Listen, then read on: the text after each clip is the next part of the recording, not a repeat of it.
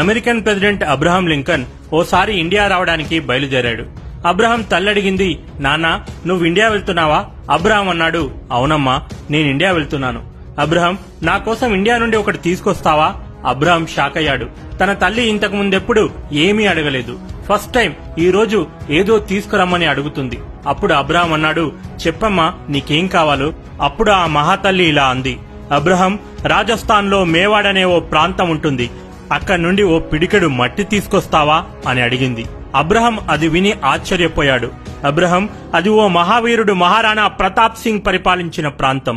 మేవాడ్ అనేది ఓ చిన్న రాజ్యం. సగం భారతదేశాన్ని నీకిచ్చేస్తాను, ఒక్క మేవాడ్ని నాకు అప్పజెప్పు చాలు అని షెహన్షా అక్బర్ మేవాడ్ రాజైనటువంటి మహారాణా ప్రతాప్ కి లేఖ రాశాడు. నన్ను నమ్ముకున్న మేవాడ్ ప్రజలను మోసం చేస్తే వచ్చే ఆ అర్ధదేశం నాకెందుకు? నాకు నా మేవాడ్ ప్రజలే ముఖ్యమని మాతృభూమినే కోరుకున్న ఆదర్శవంతుడు మహారాణా ప్రతాప్ అని అబ్రహాం తల్లి గొప్పగా చెప్పింది.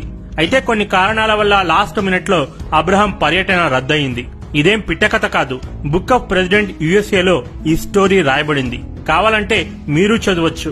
మన దౌర్భాగ్యం ఏంటంటే విదేశాల్లో ఉన్న ఎవరో చెబితే గాని మన వీరుల గొప్పతనం మనకు తెలియదు. ప్రపంచంలోని అతి చిన్న దేశాల్లో వియత్నాం ఒకటి.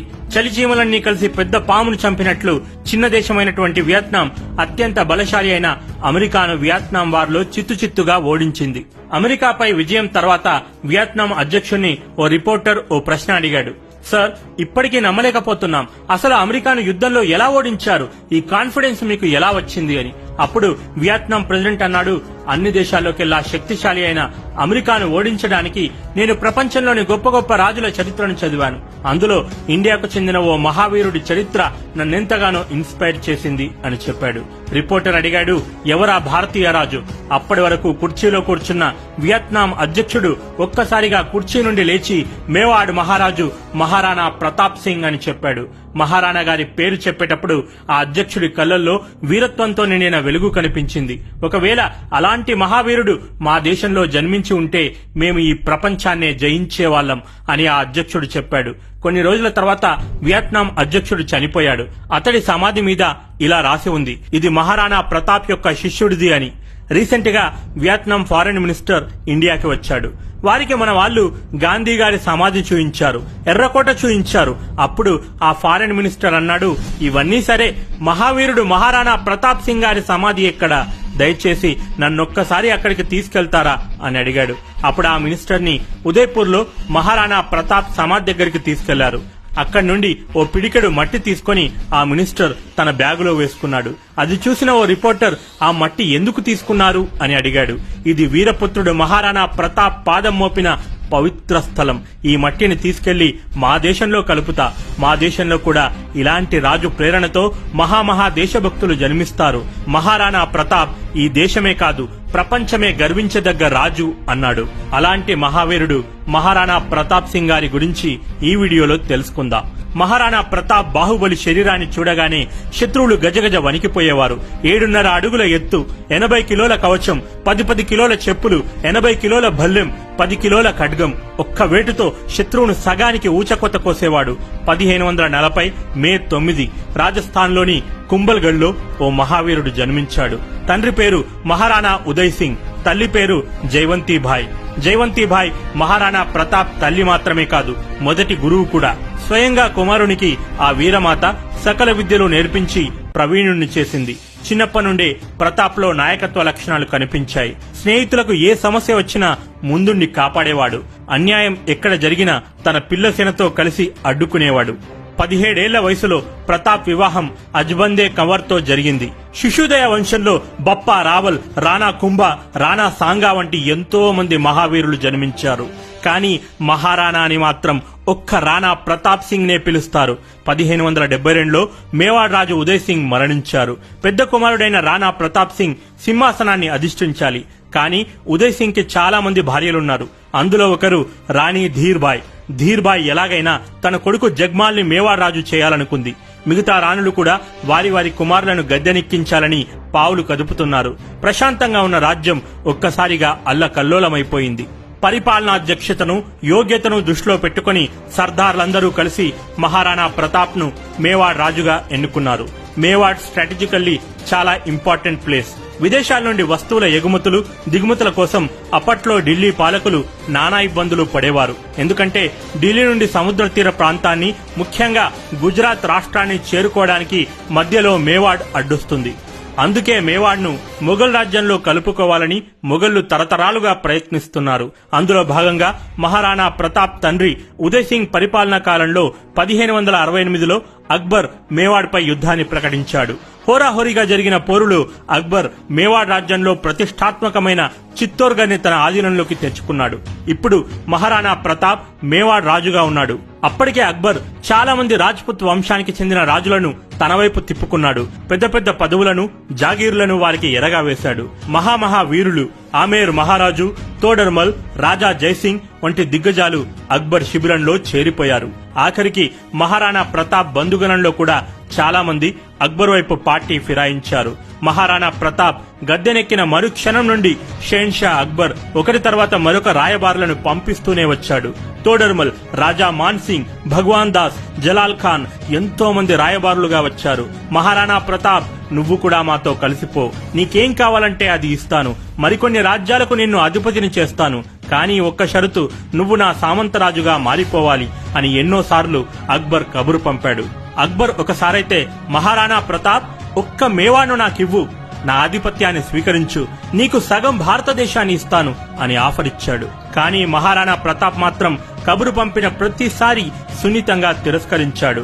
ఛీ, అలాంటి బతుకు బతకడం కంటే చావడం మేలని ఖరాఖండిగా చెప్పేశాడు. అక్బర్ విన్నపాన్ని తిరస్కరిస్తే పరిణామాలు ఎలా ఉండబోతున్నాయో కూడా మహారాణా ప్రతాప్ కి బాగా తెలుసు. అయినా సరే అన్నిటికీ తెగించే మహారాణా ప్రతాప్ అక్బర్ ఆజ్ఞను ధిక్కరించాడు. ఇంకేముంది, 1576 జూన్ 18 రాజస్థాన్లోని హల్దీఘాటి దగ్గర మొఘల్ సేన, మహారాణా ప్రతాప్ సేనల మధ్య చారిత్రాత్మకమైన హోరాహోరీ యుద్ధం జరిగింది.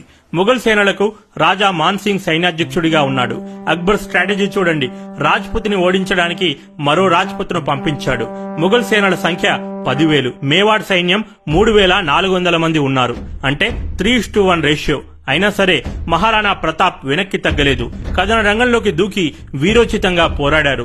అక్బర్ బద్ధశత్రువైన హకీం ఖాన్ ఈ యుద్ధంలో మహారాణా ప్రతాప్ సైన్యానికి అండగా నిలిచాడు. 7.5 అడుగుల ఎత్తు, 110 కిలోల బరువున్న మహారాణా ప్రతాప్ గుర్రంపై వస్తుంటే కాలయముల్లా కనిపిస్తున్నాడు.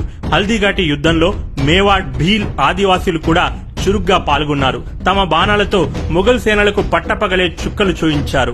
భీలులు మహారాణా ప్రతాప్ ను వారి పుత్రుడిగా భావించేవారు. వారి వీరత్వానికి గుర్తుగా ఇప్పటికీ మేవాడ్ రాజచిహ్నంలో ఒక పక్క రాజ్పుత్, మరొక పక్క భీల్ ఉంటారు. ఇక రాణా గుర్రమైన చేతక్ వీరత్వం గురించి కథలుగా చెప్పుకుంటారు. చేతక్ ఎంత బలమైనదంటే ఏనుగు మీద ఉన్న సైనికుణ్ణి అందుకోవడానికి అంత ఎత్తులో గాల్లో ఎగిరేది. అది కూడా మహారాణా ప్రతాప్ తో పాటుగా. మహారాణా ప్రతాప్ యుద్ధం చేస్తూ రాజా మాన్సింగ్ దగ్గరికి వచ్చాడు.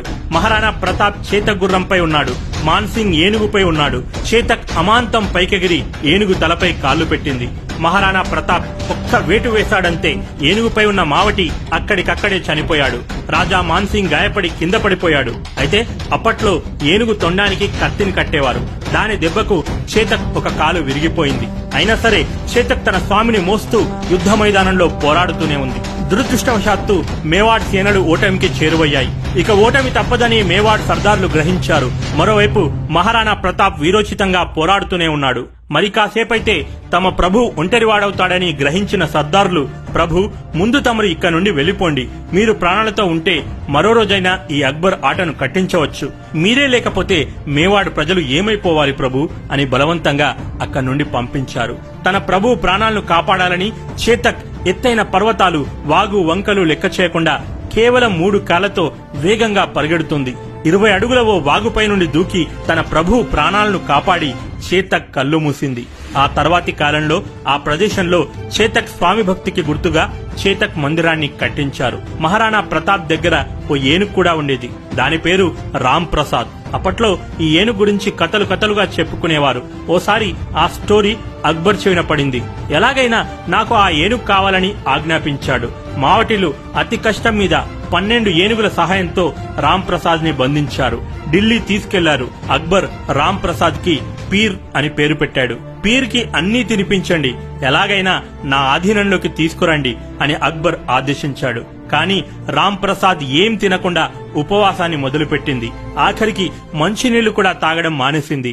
నా ప్రభువు నుండి దూరమయ్యాక ఇక బ్రతకడం వ్యర్థమని 28 రోజుల తర్వాత ఏడ్చి ఏడ్చి రామ్ ప్రసాద్ నీరసంతో మరణించింది.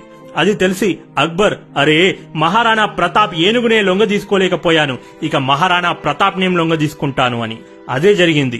మహారాణా ప్రతాప్ కొద్ది రోజులు అజ్ఞాతంలో గడిపి మళ్లీ శత్రు దుర్భేద్యమైన సైన్యాన్ని సిద్ధం చేసుకున్నాడు. పులిలా పంజా విసిరి తాను యుద్ధంలో ఓడిపోయిన ప్రాంతాలన్నింటినీ ఒక్కోటిగా మళ్లీ గెలుచుకున్నాడు. చావందులో కొత్త రాజధానిని ఏర్పాటు చేసుకున్నాడు. 1597 జనవరి 19, 56 ఏళ్ల వయసులో మహారాణా ప్రతాప్ వేటాడుతూ ప్రమాదవశాత్తు మరణించాడు. మహారాణా ప్రతాప్ మరణ వార్త విని షేన్షా అక్బర్ కంటతడి పెట్టుకున్నాడు. ఓ వీరుడి గొప్పతనం మరో వీరుడికే తెలుస్తుంది. ఈ రోజు నా దేశం ఓ గొప్ప యోధుణ్ణి కోల్పోయిందని అక్బర్ కన్నీళ్లు తుడుచుకున్నాడు. అది బతకడమంటే అలా బతకాలి, శత్రువుతో కూడా పొగిడించుకునేలా బతకాలి. జై మహారాణా ప్రతాప్ సింగ్, జై హింద్. ఇది వీడియో. మరో వీడియోతో మళ్ళీ కలుద్దాం. This is Prashanth signing off. Bye bye and take care.